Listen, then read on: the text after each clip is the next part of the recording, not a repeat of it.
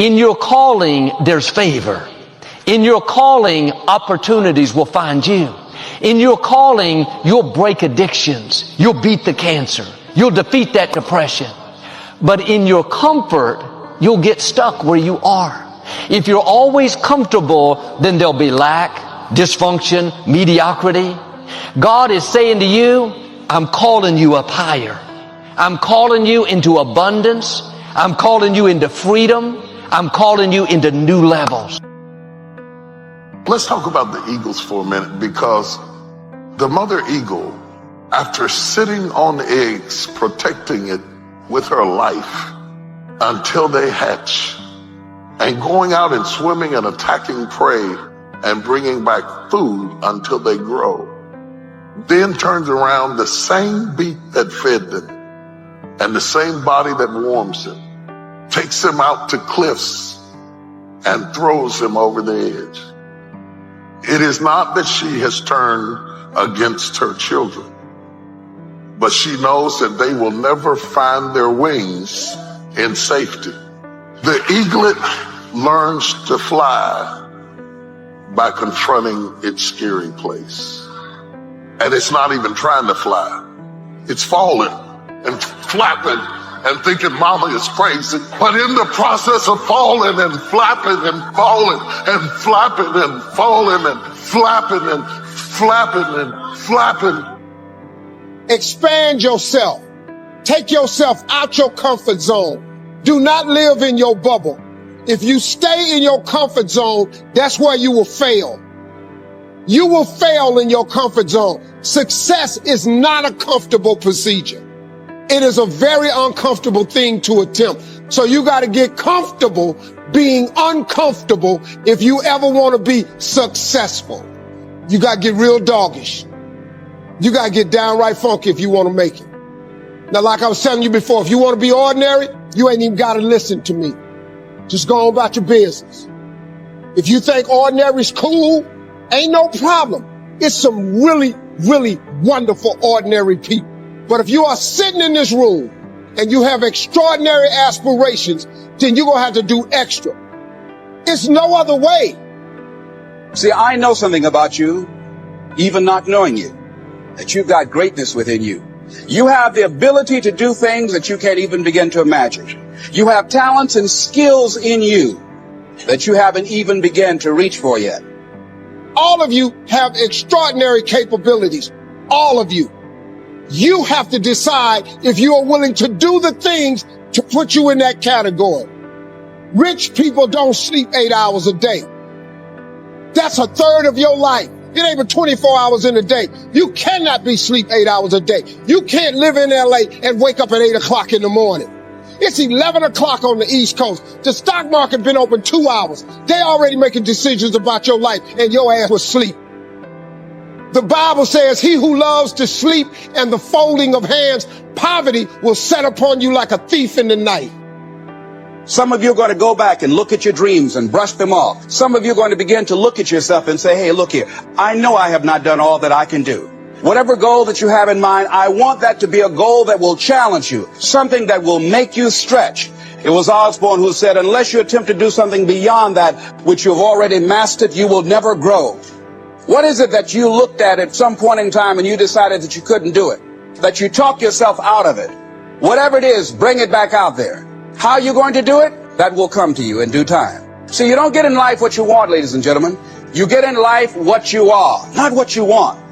And see, the good news is that we can always become more by working to develop ourselves. So the first process of making this your decade, you've got to begin to take a look at your life and look at where are you right now? What are your strengths? What are your weaknesses? What gives your life a sense of fulfillment, a sense of joy? What does a full, rich life means to you? What is it that you could love doing 7 days a week that'll bring a smile to your face? Think about that. When you have some goal out here that you're stretching for and reaching for that takes you out of your comfort zone, you'll find out some talents and abilities you have that you didn't know you had. See, ladies and gentlemen, life is too short trying to play it safe.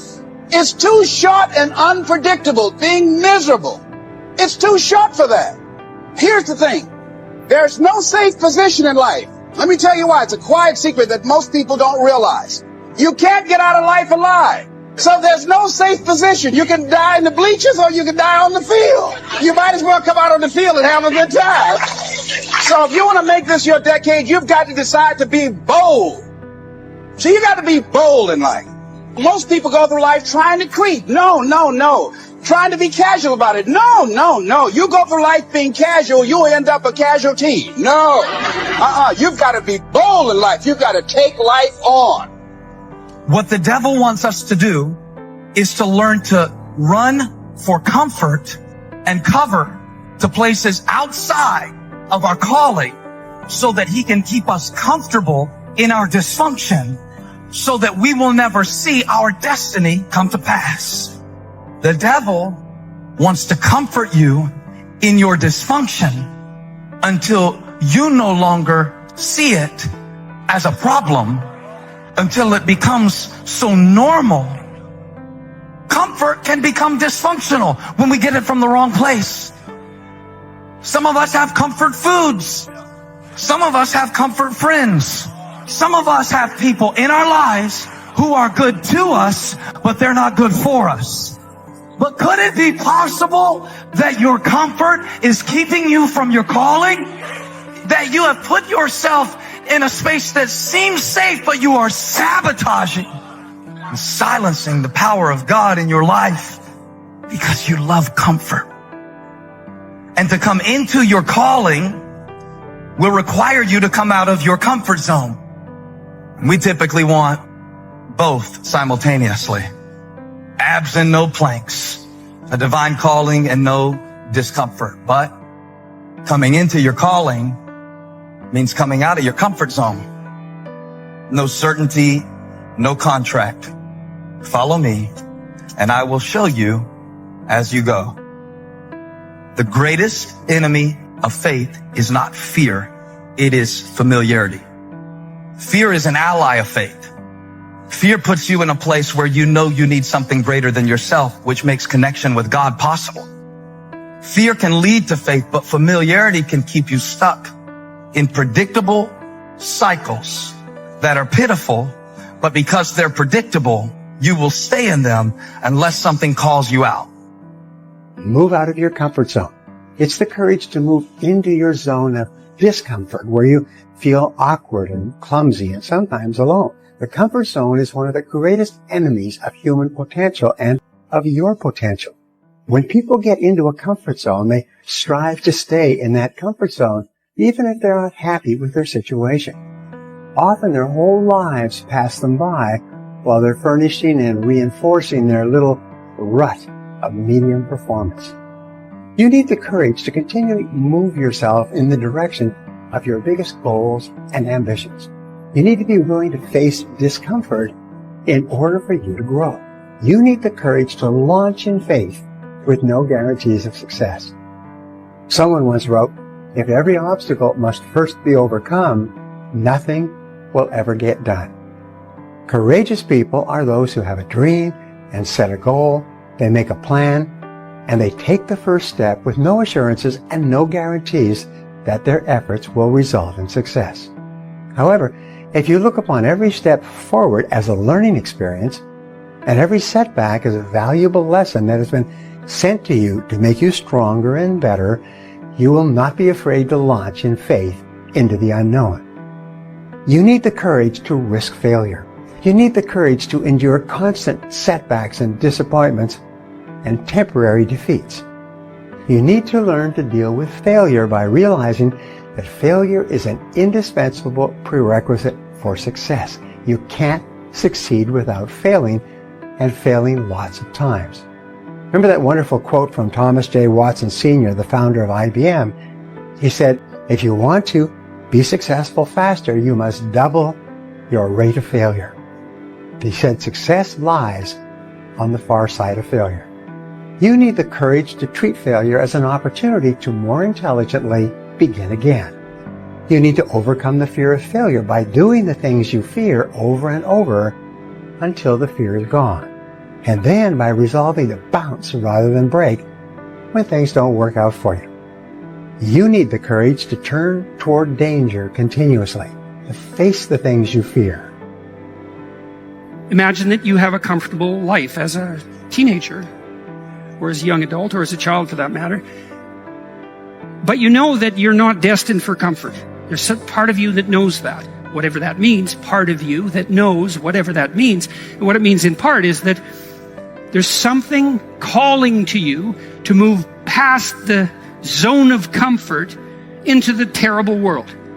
And that's, in the story of Abraham, that's characterized as the Spirit of God. And it's a proposition. It's the Spirit of God is best conceptualized as that which calls you out of comfort to the adventure of your life. And the Abrahamic adventure is a very rough one, because as soon as Abraham leaves the comfort his father has established, all hell breaks loose, right? He encounters starvation and tyranny and the conspiracy of powerful people to steal his wife, and war and death and the necessity of sacrificing his son. It's just brutal. It's just one bloody catastrophe after another. But it's an adventure. And that's a very interesting way of conceptualizing things as well, is that we're not exactly built for comfort. And the spirit that animates us isn't one that allows us to be content with mere contentment. We actually want to contend. And that the meaning in life isn't found in that comfort. And that's why when people talk about the meaning of life being something like happiness, they often mean something like contentment. It's like, yeah, no, not exactly. It doesn't look like we're hyper motivated by the idea of being nothing but a satiated infant, right? All our needs taken care of. That's what you want. I want all my needs to be taken care of. Really? Is that what you want? Perhaps not. Perhaps you want an adventure. And then you might say, well, how best to undertake an adventure? And the answer might be in the spirit of voluntary and forthright confrontation with the catastrophe of life.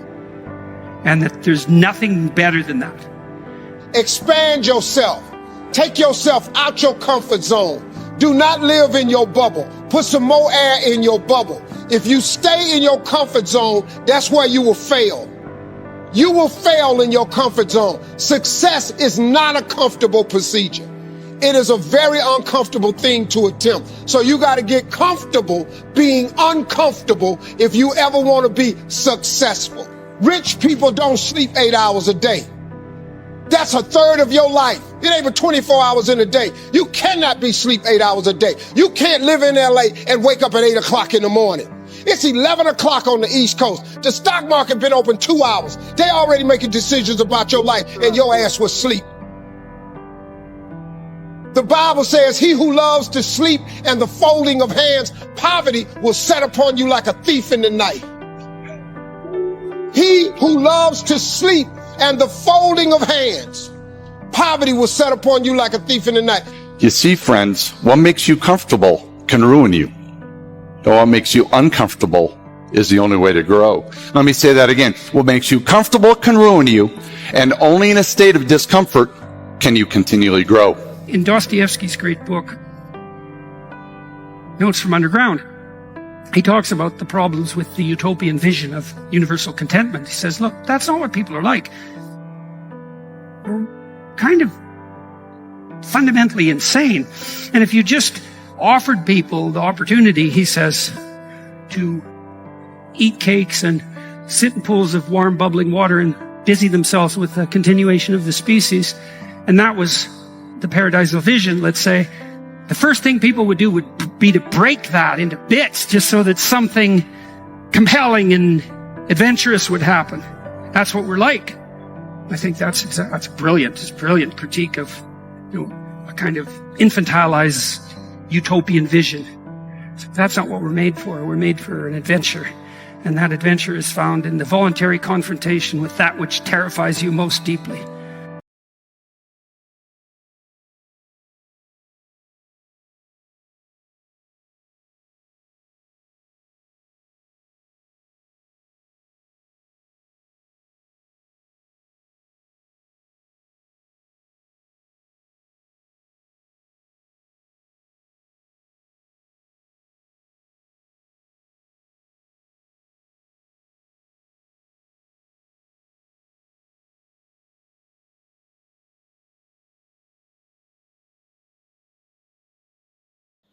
Hello everyone.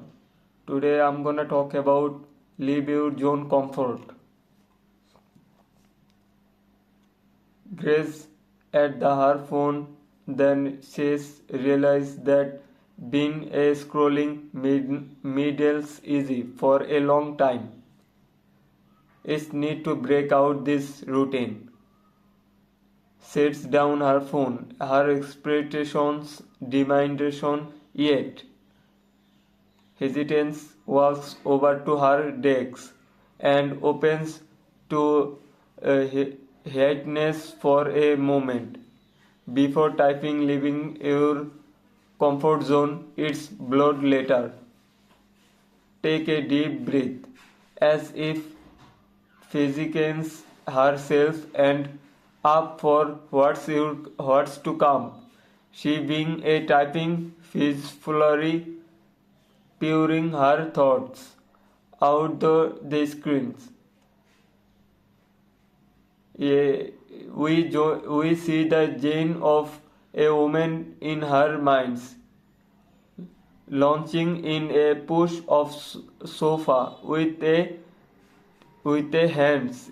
She approves on content by Silazan's release, and if something is behind and her thoughts. It's those moments of disbursement that we truly learn, involve and tribute. We had the lyrics of who we come, where to become, who, where meets to be. In the living room, her fitness to still dancing and across the keyboard, ready to embrace the unknown once again, because growth is breathed at the end of your comfort zone.